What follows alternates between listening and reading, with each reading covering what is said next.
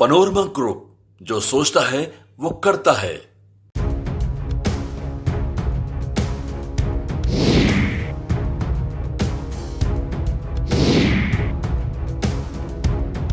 बीते कई दिनों से चिराग पासवान का सुर और तेवर काफी बदला बदला सा नजर आ रहा था। प्रधानमंत्री नरेंद्र मोदी और केंद्र की बीजेपी सरकार के नीतियों के खिलाफ और उनका विरोध कर रहे थे चिराग पासवान, और उनके सुर इंडिया ब्लॉक के साथ मिला जुला लग रहा था। लेकिन चिराग पासवान की मुलाकात जब अमित शाह से होती है, उसके बाद चिराग पासवान का सुर बदल जाता है और वो वापस अपने यानी एनडीए में मानो कि लौट आते हैं और एनडीए के साथ हो जाते हैं। अब इन सब के बीच बिहार के सियासत को लेकर के सवाल खड़ा हो रहा है कि बिहार में राजनीति किधर जा रही है। आखिरकार चिराग पासवान किधर जा रहे हैं? वो एनडीए के साथ हैं भी या महागठबंधन की तरफ उनका दिल लगने लगा है?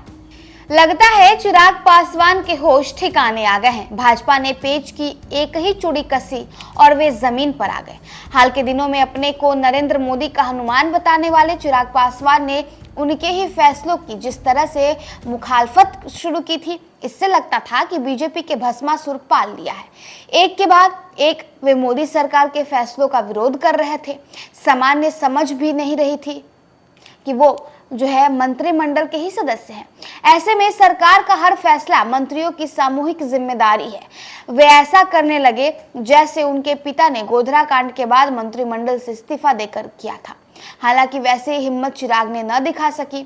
वे तो पानी में रहकर ही मगरमच्छ से टकराना चाहते थे। इसके जरिए वे अपनी अलग पॉलिटिकल आइडेंटिटी बनाना चाहते होंगे, पर भाजपा ने अब पेच कस दिया है।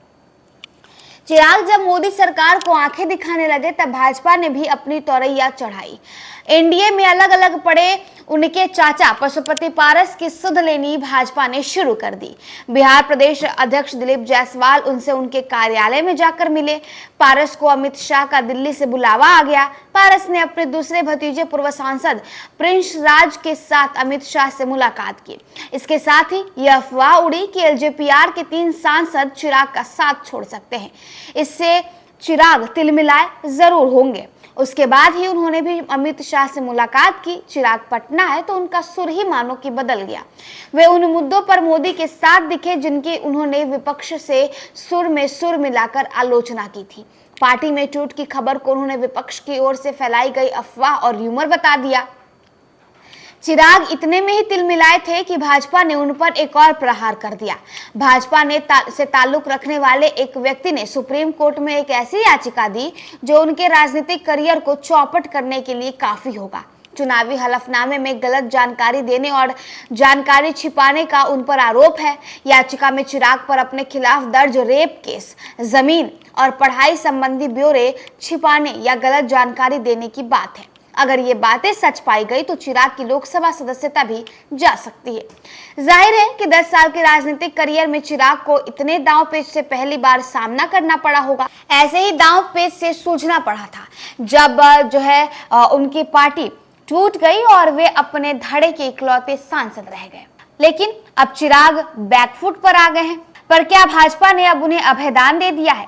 ये सवाल इसलिए उठता है कि जिस पशुपति पारस के बारे में चिराग की पार्टी के सांसद अरुण भारती ने कहा कि वो अब वे एनडीए में नहीं है, उनकी पूछ तो एनडीए में न सिर्फ होने लगी है बल्कि अब बढ़ भी गई है। ये भाजपा की रणनीति हो सकती है। भाजपा चिराग की पार्टी को तोड़ने का दाग शायद अपने माथे नहीं लगाना चाहती है। इसके लिए पशुपति पारस को भाजपा मोहरा बनाए और चिराग के होश ठिकाने लगा दे, ये तो आश्चर्य नहीं होगा।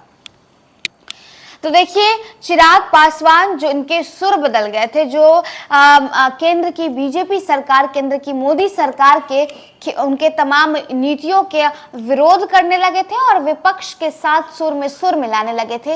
वहीं चिराग पासवान जब अमित शाह से मिलकर दिल्ली से वापस लौटकर पटना आते हैं तो उनके तेवर भी बदल जाते हैं और उनके सुर भी बदल जाते हैं।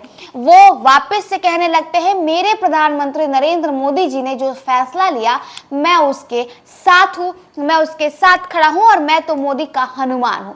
दरअसल ये तब होता है जब अमित शाह पशुपति पारस से मुलाकात करते हैं, उन्हें न्योता भेजते हैं और अपने आवास पर बुलाते हैं और उसके बाद चिराग पासवान बिल्कुल बदल जाते हैं।